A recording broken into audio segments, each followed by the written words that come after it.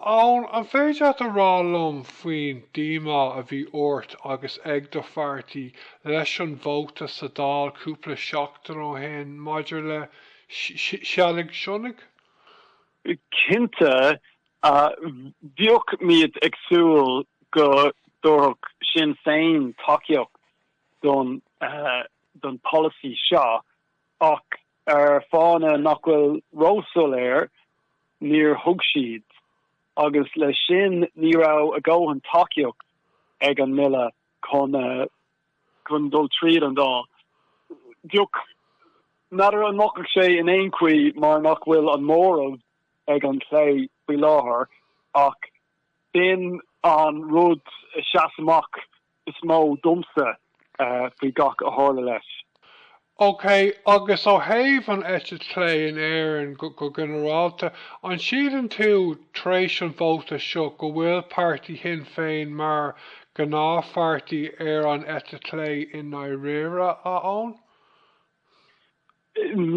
Níl siad in Éireann. Táidir ar go leor ceisne choragás tíocht agus sláinte agus chom leanaí ach táidir cumádach ag an am céine i dtéirmí ceisne dtéirmí carta sivíalte anmhaithe a chom anmhaithe agus rudí mar sin. Ok, agus just a caint fí anmhaithe go generalta, tá an obair a dhéanamh ag do códlaí Jennifer Whitmore maidir le cuileán agus fermarcha cuileán nach bhfuil ann? Tá is ceisna idirnáisiúnta iad seo dítar na ceisna seo sna cuiice luachtanach agus thar an árap agus táiste an saoil gur chur an riach daontathe i gcuine seilg sionnaigh grúpla bliain ó hen.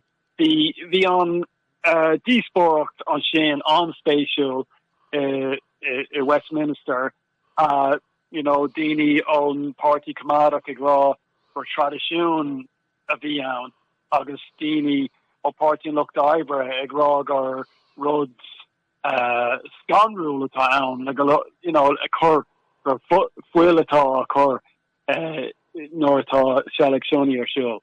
Look, is stocha gohfuil listig an saoil comach bhfuil fáib leis an bailach ina déantar é sin in éireann agus tá sé sin léirithe sna chláracha a rinne primetime ag bhainú ar thurgás na cú na Madri bíon ag Ross agus an slí bhín siad san á thógáil. Agus is intána airnáil sin atá Jennifer ag díriú. Is stocha gur fear a rá bhfuil Jennifer Sauce na ceisna ardú nach bhfuil fianna fáil, nó Fine Gael, nó Sinn Féin Sauce ar ardú. Tá na trí páirtí sin níl idir a gírig seaamh a thógáil ar rud a capan siad nach méid takeíocht I gúteanta thar an tír ann agus is stocha gur sin an difriocht idir sinne agus na páirtí sin nach bhfuil agla ar an seaamh sús a go an rud atá ceart. Cé ná rud atá gach duine I bhábhar.